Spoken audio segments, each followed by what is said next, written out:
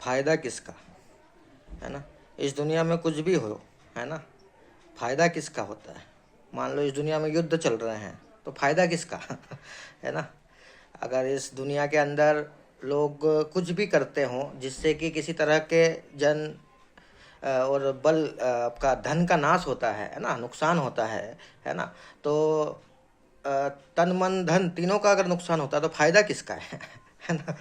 फायदा दो ही लोगों का है ना, हमेशा फायदा है इनका दो लोगों का।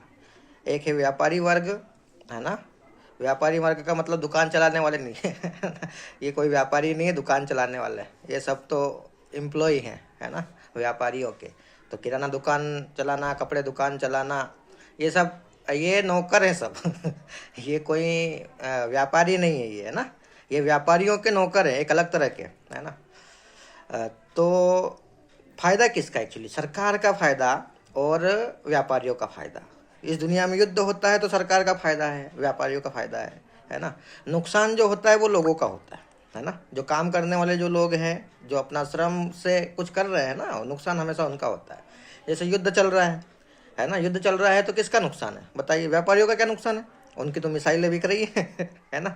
वो तो चाहते ही युद्ध हो तो मिसाइलें बिकेंगी, है ना। अब मिसाइल जहाँ गिरेगी, है ना, मान लो कि मिसाइल किसी घर पे गिर गई, किसी इंफ्रास्ट्रक्चर पे गिर गई, तो सीमेंट बिकेगा, ईंट बिकेगा, सरिया बिकेगा है ना, वापस से तो बनाना पड़ेंगे ना।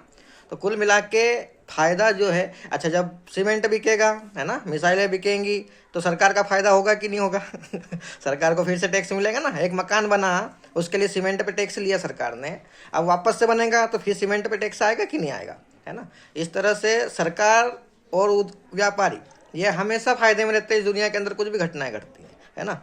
और जो बनेगा वापस से चीज़ें, वो तो आम लोगों के पैसे से बनेगी ना, जनता के पैसे से बनेगी।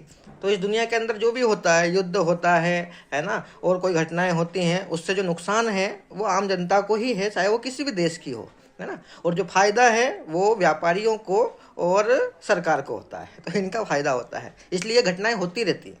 ये घटनाएं रुकती क्यों नहीं। जिस दिन व्यापारियों का नुकसान होगा, सरकार का नुकसान सही में होगा, उस दिन ये घटनाएं नहीं होंगी।